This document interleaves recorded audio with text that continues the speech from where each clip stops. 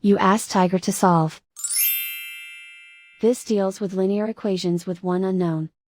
The final result is I equals -11/5. Let's solve it step by step. Simplify the expression. Group like terms.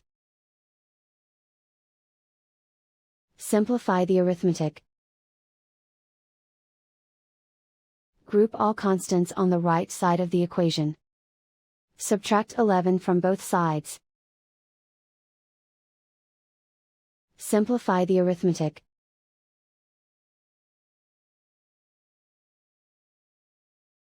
Isolate the I. Divide both sides by 5. Simplify the fraction. And so the final result is I equals -11/5.